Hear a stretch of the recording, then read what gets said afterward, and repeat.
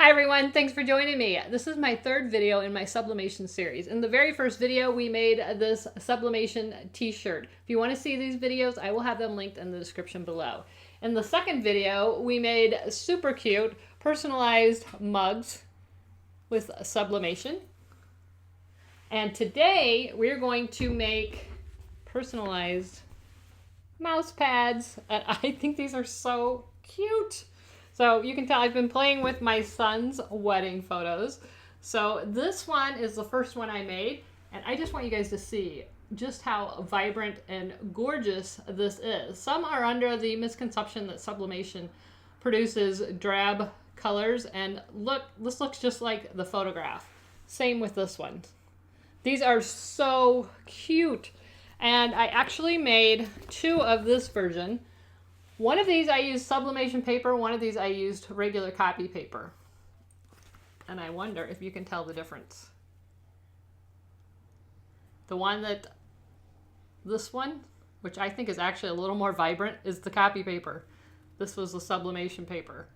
So these are actually two different sublimation mouse pads. You can see they're two different sizes. One's a little bit smaller. But, so that could be a little bit of the difference, but I was pretty amazed. They both look great. I mean, this one, just how the light's hitting it, this one still looks amazing. I just think this one's a little bit more clear and vibrant. But both are awesome. So in order to do this project, what you're going to need is your Sublimation Mouse Pad blank. These are special mouse pads, unless your mouse pad happens to be 100% polyester. You're going to need your print, which I'm going to go ahead and set to, or send to the printer. Everything looks good. You want to make sure that it's mirrored if it has any wording on it. And then you're going to need some butcher paper. You need some crushed butcher paper. You're going to need your heat press or Cricut Easy Press. I will tell you, if you're using a Cricut Easy Press, go with the settings of infusible ink and a t-shirt. Use the exact same settings, time, heat, temperature as infusible ink and a t-shirt. I'm using the Sawgrass SG500. There are other options. You can convert an inkjet printer into a sublimation. Just know that if you do that, you can't convert it back. Once you convert it to sublimation, you can't convert it back to inkjet. So just keep that in mind. I love this printer. I'm using my heat press, and I will have all of this linked in the description below. While we're waiting for that to finish printing, I'm just going to grab my lint roller, and I'm going to just lint roll the top of the mouse pad just to make sure that it's free from any inks. And here is my print. I just want you to notice how light this is because it's going to print very vibrant. So the first thing I'm going to do is cut off this extra white edge all the way around. So I've cut my image down, so I got rid of all of the white borders.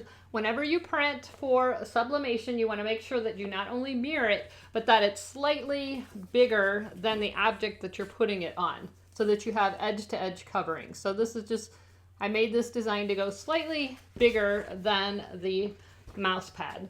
So what I'm going to do is grab my butcher paper, and I think I'm going to turn the camera down here so you can see what I'm doing. I move over here a little bit. Here we go. So I've got my butcher paper here, and I've got it folded in half. I'm going to put my paper, or my mouse pad right there, and the print goes face down. So I'm looking at the back. I am using the sublimation paper this time. So I'm just going to turn it over so that I can see that everything is centered and covered. And then I'm going to use my heat transfer tape and tape the mouse pad to the paper.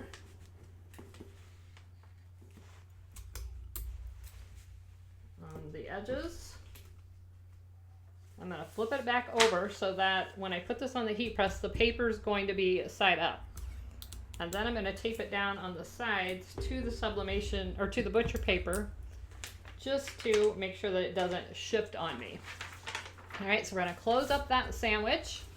Move you back up here. I'm going to place it in the heat press. I've got it at 400 degrees for 40 seconds. Medium pressure. So again, let me turn this around. I can show you. I've got butcher paper, mouse pad, print face down on the top, butcher paper. And I've got it centered in my press and make sure everything lays nice and flat. And we're going to close it. 400 degrees for 40 seconds. I'm having so much fun with the Sublimation printer. It has already paid for itself with what I will be doing for Christmas gifts, for birthday gifts, for neighbors, for friends, for coworkers, for different events and holidays. So I can't say enough about it. I'm so happy that I purchased it and I'm having so much fun with it. All right, timer's off, so let's open up the press. And again, you want to be very quick. This ink turns into a gas, so you want to swiftly remove the your design. You want to move that in one swift motion. So I'm just going to pull it off, and it's so cute.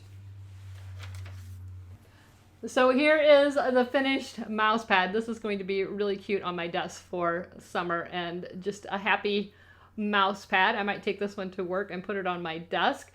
I created this in Adobe Illustrator, but you could easily create it in Photoshop, Inkscape. You could create it right in the Creative Studio software. They have great graphic software that you can design right there in it. I will have some upcoming videos on how I design this type of a product. But again, look at the vibrant colors that you're getting from this Sublimation printer, and think of all of the gift ideas, the keepsakes, all kinds of perfect gifts that you can make with one printer and a heat press. So I hope you guys are enjoying the Sublimation series. I will be doing the other items soon, the sewing and the Cricut and all of that. But I did want to get all of these out in a relatively close period of time so that we can clear up this series, and then we'll get back into some of the other projects. So thanks so much for watching. Till next time, never stop making. See ya. Bye-bye.